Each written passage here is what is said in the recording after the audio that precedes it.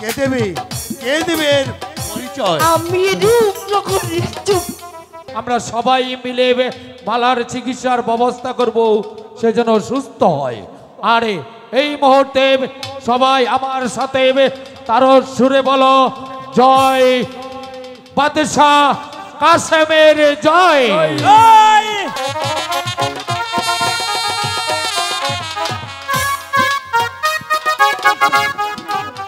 আব্বা হুজুর, আব্বা হুজুর। কে বাবা হাসিম? আব্বা হুজুর দেখেন আমি কাদের নিয়ে এসেছি। কাদের নিয়ে এসেছো? এক পাগলা আর পাগলিকে নিয়ে এসেছি। সালাম সালাম গ্রহণ করুন মহারাজ। এই কোথায় গিয়ে বসো? ওইখানে বসো না মালা, তোমার জন্য আমার গর্দান যাবে। এখানে চুপটি করে দাঁড়াও। খুব চেনা চেনা লাগছে, খুব আপন আপন মনে হচ্ছে। আমি পাগল। পাগল? পাগল। মনে পড়ে বাদশাহ, একদিন তুমি মিশরের ঘাটে শিকার করতে যে মিশরের ঘাটে জাহাজ নোঙ্গর করেছিল, মনে পড়ে? হ্যাঁ মনে পড়ে। তাহলে তোমার কাছে একটি শিশু সন্তান হারিয়েছিল। হ্যাঁ পাগল, আমার একটি শিশু সন্তান হারিয়েছিল। তাহলে ভালো করে চেয়ে দেখো, তোমার সম্মুখে দাঁড়িয়ে আছে সেই 25 বছরের হারিয়ে যাওয়ার সন্তান, সেই আবুল কাসেম। কাসেম, উড়ে উড়ে বাবা কাসেম, তোকে যে আমার সম্মুখে থেকেও আমি তোকে চিনতে পারছি না। উড়ে উড়ে বাবা কাসেম আমার এই বুকে এসে একেবারে মিথ্যা বলে ডাকি দিয়ে আমার এই পোড়া বুকটাকে শীতল করে দে রে বাবা, শীতল করে দে।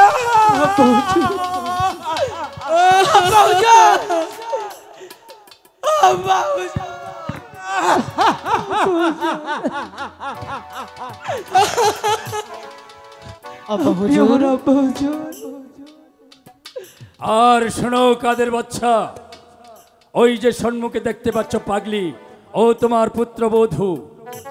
ও পাগল হয়ে গেছে, ওর অনেক কাহিনী, ওই কাহিনী সবকিছু তোকে পরে বলবো। এখন শোন কাদের বাচ্চা, আমার একটি কথা শোনো। সেই মিশরের আমির বাদশার কাছে তোমার 14 বছরের কর বাকি। সেই 14 বছরের করের জন্য তুমি যুদ্ধ ঘোষণা করো। অবশ্যই অবশ্যই আমি যুদ্ধ ঘোষণা করব, কারণ মিশরের আমির বাদশার কাছে আমার 14 বছরের খাজনা বাকি রয়েছে। বাবা কাসিম, বাবা হাসিম, আমরা যুদ্ধ ঘোষণা করব, ওদের কাছ থেকে আমরা 14 বছরের খাজনা আদায় করে আনবো। ঠিক আছে হুজুর, আপনার কথা মতোই হবে। এটা আমার ছোট ভাই। হ্যাঁ বাবা কাসিম, এই তোমার ছোট ভাই হাসিম, ওকে কোলে তুলে নাও। দাদা হাসিম, হাসিম রে, এই কি করছো তুমি? আবেগ নষ্ট করো। এই আমি পাগলিটাকে ঔষধ খাওয়াই দিচ্ছি, পাগলি ভালো হয়ে যাবে। কিছু মনে করো না, এখন পাগল হয়ে গেছে। আচ্ছা তাহলে শোনো, পাগলিকে আমি আরো পরে ঔষধ খাওয়াবো। এখন তোমরা যুদ্ধ থেকে ফিরে এসো। ঠিক আছে, ঠিক আছে বাবা কাসিম, বাবা হাসিম, চলো আমরা যুদ্ধে চলে যাব। ঠিক আছে আব্বা হুজুর, তাই চলেন। ঠিক আছে তাই হবে। চলো হাসিম, আপনাকে যেতে হবে না, আমরা দু ভাই যাব যুদ্ধে। আর যুদ্ধে যেতে হবে না, যাব না। আমি বাদশাহ আমির আপনার সম্মুখে এসেছি ক্ষমা চেতে।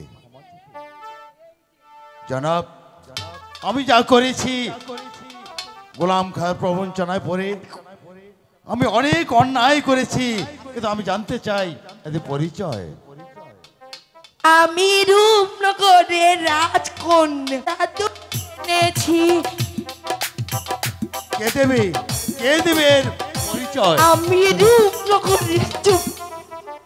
শোনো আমির বাদশা, মনে পড়ে একদিন তুমি কাশেমের চক্ষু পুড়িয়েছিলে হ্যাঁ তোমার মেয়ের ভালোবাসা করার জন্য, ভালোবাসার অপরাধে। ওই চেয়ে দেখো তোমার মেয়ে, ওকে সাপে কেটেছিল, ও মরে গিয়েছিল। 12 বছর পরে কবরের থেকে আমি ওকে জীবিত করেছি। জীবিত এই করেছো? তোমার গলার মালা তোমার মেয়ে। আমার মেয়ে মালা। হ্যাঁ মা মালা, এদিকে এসো মা, তুমি আমার কাছে এসো। কার মা? কিসের মা? চেয়ে দেখো, এসো। মালা যাও, মালা এসো। ওটা হচ্ছে তোমার পিতা, যাও না। এ আমার পিতা না। কেন? এসো এসো। আরে তোমার পিতাই, মনে নেই তোমার পিতা? যাও গিয়ে কথা বল। বুঝতে পেরেছি, এখানে সব কিছু সমাধানের পরিচয় দিতে হবে, বুঝতে পেরেছি। আচ্ছা, মালিক সর্দার কোথায় আছে আমির বাচ্চা? মালিক সর্দার? হ্যাঁ, মালিক সর্দার এই তো মালিক সর্দার এসেছে। বন্ধু, এবার মালিক সর্দার এসেছে। এবার তোমরা এই মালিক সর্দারেই একে লালিত পালিত করেছিল। এর একমাত্র তার পালিত পিতা হয়েছে এই মালিক সর্দার। মালিক সর্দার? হ্যাঁ, মিশরের মহাবীর মালিক সর্দার। আব্বা, মালা কি করছো? ওটা আমার আব্বা। কাশেম, আয় বাবা আমার আব্বা, ওরে মানিক, আমি আড়ালে দাঁড়িয়ে সব শুনেছি। তুই তোর জন্মদাতা পিতাকে পেয়েছিস, তুই বাদশার দুলাল, বাদশার সন্তান। আজ থেকে আমার কোনো দুঃখ নেই রে মানিক। আমি দূর থেকে মাঝে মধ্যে এসে তোকে দেখে যাব আর খোদার কাছে প্রার্থনা করব তুই যেন সুখে থাকিস, শান্তিতে থাকিস। জাহাপনা, আমাদের বাদশাহ আমির শাহ গোলাম খাঁর প্রবঞ্চনায় পড়ে আপনার খাজনা বকিয়া রেখেছিল। সেই গোলাম খাঁকে আমি আসন্ন যুদ্ধে তাকে হত্যা করে তারপর আপনার এখানে এসেছি। আজ থেকে আপনাদের শত্রু গোলাম খাঁ আর এই পৃথিবীতে বেঁচে নেই। তাই আজ নিজ হাতে আপনি আপনার বড় সন্তান মোহাম্মদ আবু কাসেমকে হীরেনগরের এই শাহী মসনদে প্রতিষ্ঠিত করুন এবং আপনার ছোট সন্তান হাসেমকে দিন এই রাজ্যের প্রধান সেনাপতির দায়িত্ব। জাহাপনা, আপনার এই কথাই হবে, আপনার কথাই হবে, কারণ আপনি মিশরের লাঠিয়াল মালিক সর্দার। বাবা, আব্বা হুজুর, তুমি মসনদে বসো।